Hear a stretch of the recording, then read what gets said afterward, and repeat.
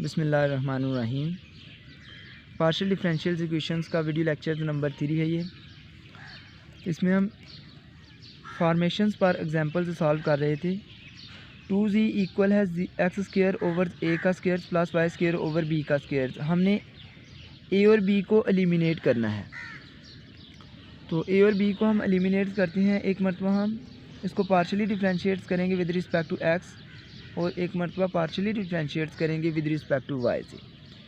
तो चलिए शुरू करते हैं। Partially differentiate with respect to X किया हमने, तो ये 2z है, तो 2 एज इट आ गया और जी का हमारे पास डेरिवेटिव आ गया पार्शियल जी ओवर से पार्शियल एक्स। उसके बाद एक्स का डेरिवेटिव विद रिस्पेक्ट टू हमारे पास 2x होगा। एक्स स्क्वायर का पावर रूल अप्लाई करने से पावर नीचे, पावर में एक कमी, ए का स्क्वायर एज इट रहेगा। उसके बाद वाई स्क्वायर ओवर बी का स्क्वायर, ये हमारे पास विद रिस्पेक्ट टू एक्स के हिसाब से कांस्टेंट है, तो ये सारी टर्म्स जो है कांस्टेंट्स के तौर पर आ गई, तो इसका डेरिवेटिव हमारे पास 0 आ गया। नेक्स्ट इसके बाद ये 2 इस 2 के साथ कैंसिल हो गया और पार्शियल जी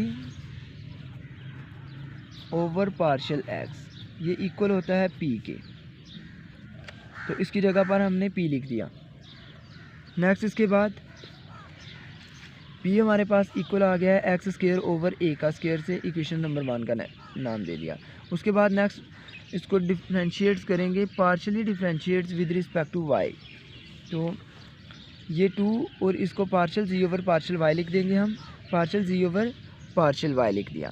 नेक्स्ट उसके बाद इक्वल है, ये हमारे पास एक्स का स्क्वायर ओवर ए का स्क्वायर है, तो एक्स का स्क्वायर ओवर ए का स्क्वायर, इसको हम विद रिस्पेक्ट टू वाई करेंगे तो इसका डेरिवेटिव हमारे पास 0 आ जाता है, तो ये 0 आ गया। प्लस उसके बाद वाई स्क्वायर का विद रिस्पेक्ट टू वाई किया, तो ये हमारे पास आ गया 2y ओवर बी का स्क्वायर, तो ये 2y ओवर बी का स्क्वायर हमने लिख दिया। नेक्स्ट इसके बाद हम इस 2 को इस 2 के साथ कैंसिल करेंगे और partial G over partial Y, हम जानते हैं partial G over partial Y ये इक्वल होता है क्यू के, तो इसकी जगह पर हमने q लिख दिया और q इक्वल है y ओवर b का स्क्वायर के, तो y ओवर b का स्क्वायर। अब हमारे पास p और q की वैल्यू आ गई है, इनको हम पुट करेंगे इक्वेशंस नंबर a में।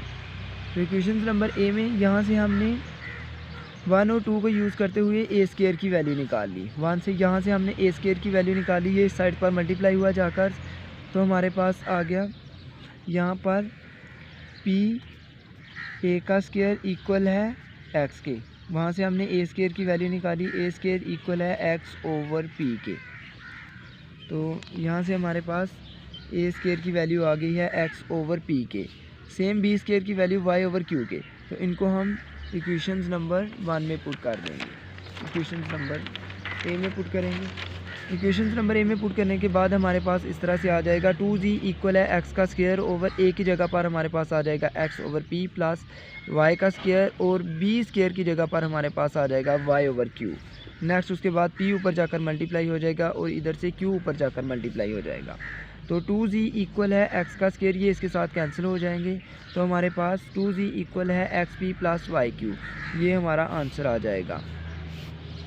तो हमने ए और बी को पार्शियली डिफरेंशिएट्स करके इसको एलिमिनेट कर दिया है। तो चलिए नेक्स्ट एग्जांपल से देखते हैं। नेक्स्ट एग्जांपल हमारे पास एग्जांपल नंबर 4 है। एग्जांपल नंबर 4 सिंपल सी एक एग्जांपल है, इसमें हम फंक्शंस को एलिमिनेट करेंगे। अब तक हम ए और बी को एलिमिनेट कर रहे थे, तो अब हम फंक्शंस को एलिमिनेट करेंगे।